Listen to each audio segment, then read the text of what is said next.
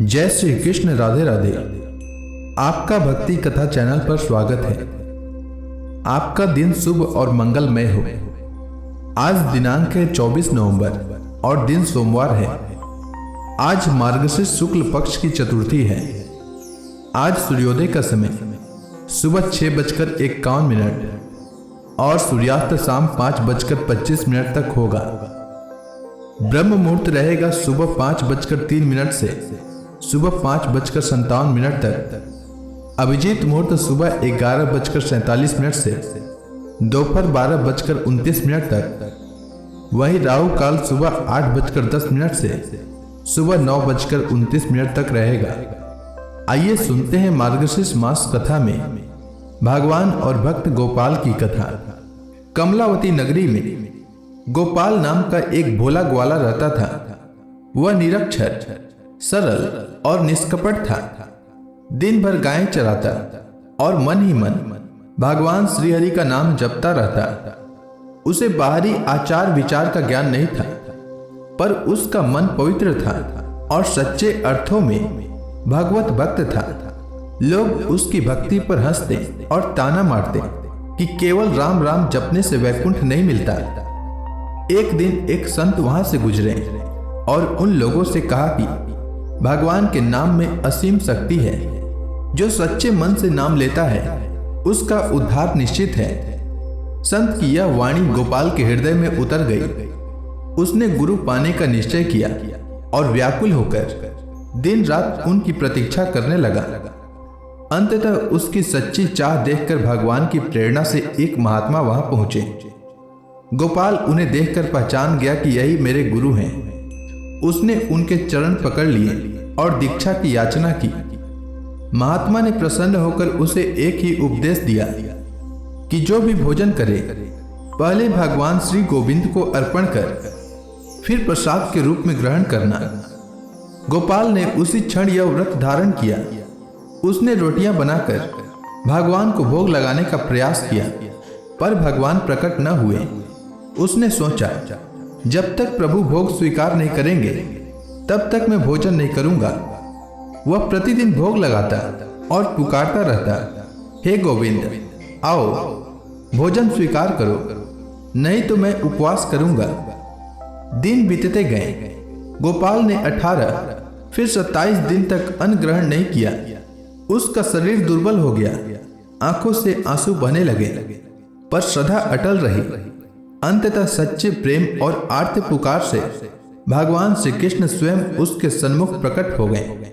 पीतांबरधारी मुरली मनोहर रूप में भगवान ने प्रेम से कहा, वत्स गोपाल, मैं भोजन का नहीं भाव का भूखा हूं। तेरे प्रेम ने मुझे बांध लिया है। अब तू निश्चिंत होकर जीवन बिताना। अंत में मेरा धाम तुझे अवश्य प्राप्त होगा। भगवान ने स्वयं गोपाल के भोग की रोटियां खाई और अंतर्धान हो गए। भगवत दर्शन से गोपाल कृतार्थ हो गया। उसने भगवान का प्रसाद ग्रहण किया और गुरु व गोविंद की जय पुकारते हुए जीवन का प्रत्येक क्षण भक्ति में व्यतीत किया। यह कथा सिखाती है कि भगवान हरि आडंबरों से नहीं, हृदय की सच्ची भक्ति से प्रसन्न होते हैं। गुरु के वचन में अटूट श्रद्धा, नाम की शक्ति पर विश्वास और निष्कपट प्रेम, यही सच्चे साधन है। जो भक्त प्रेम पूर्वक हे गोविंद कहकर पुकारता है, उसके द्वार पर स्वयं श्रीहरि आते हैं। सच्चा भक्त वह है जो गुरु की आज्ञा पर अड़िग रहे, चाहे जीवन दांव पर ही क्यों न लगाना पड़े। इसी अटूट श्रद्धा ने गोपाल को स्वयं भगवान श्री कृष्ण के दर्शन का अधिकारी बना दिया। तो प्रेम से बोलिए भगवान श्री कृष्ण की जय, उनके प्यारे भक्त गोपाल की जय। अब आइए सुनते हैं मार्गशीर्ष मास में भागवत पुराण का आज का अध्याय। शांताकारं भुजंग सैनम पद्मनाभम सुरेशम विश्वाधारम गगन सदृशम मेघवर्णम शुभांगम लक्ष्मीकांतम कमल नयनम योगी भी ध्यान गम्यम वंदे विष्णु भवभयहरम सर्वलोकैकनाथम। ओम नमो भगवते वासुदेवाय। श्री कपिल देव जी कहते हैं, माता जी, जिस प्रकार वायु के द्वारा उड़ाया जाने वाला मेघ समूह उसके बल को नहीं जानता, उसी प्रकार यह जीव भी बलवान काल की प्रेरणा से भिन्न भिन्न अवस्थाओं तथा योनियों में भ्रमण करता रहता है, किंतु उसके प्रबल पराक्रम को नहीं जानता।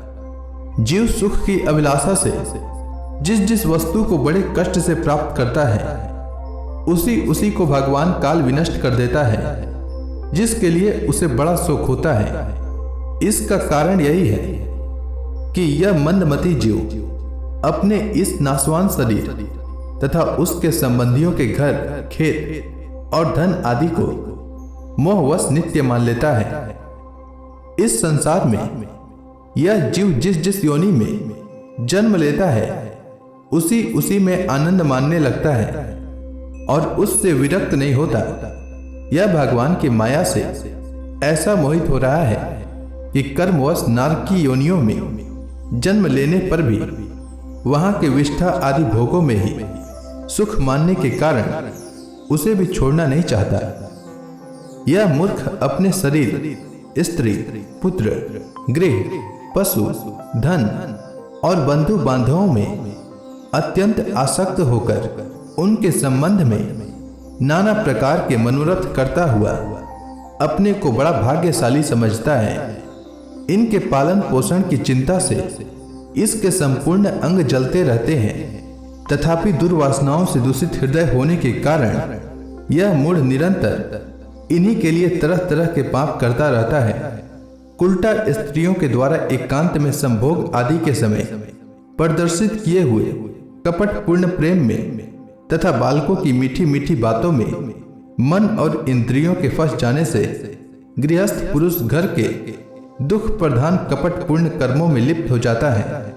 उस समय बहुत सावधानी करने पर यदि उसे किसी दुख का प्रतिकार करने में सफलता मिल जाती है, तो उसे ही वह सुख सा मान लेता है। जहां तहां से भयंकर हिंसा वृत्ति के द्वारा धन संचय कर यह ऐसे लोगों का पोषण करता है जिनके पोषण से नरक में जाता है।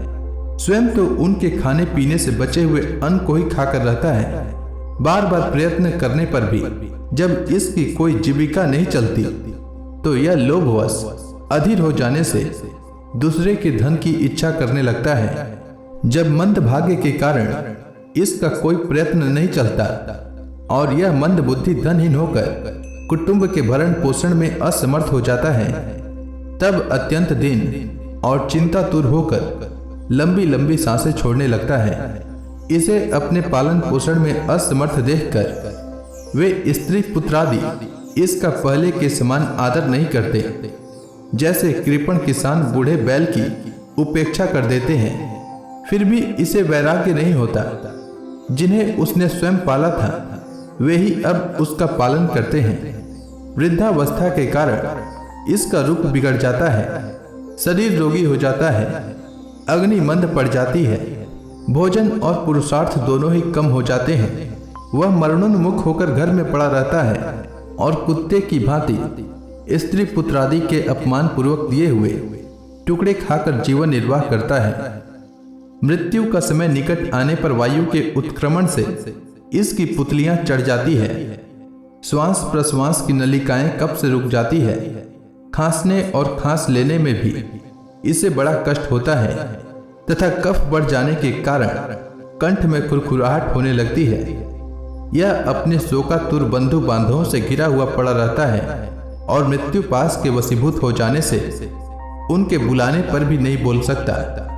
इस प्रकार जो मूढ़ पुरुष इंद्रियों को न जीत कर निरंतर कुटुंब पोषण में ही लगा रहता है, वह रोते हुए स्वजनों के बीच अत्यंत वेदना से अचेत होकर मृत्यु को प्राप्त होता है।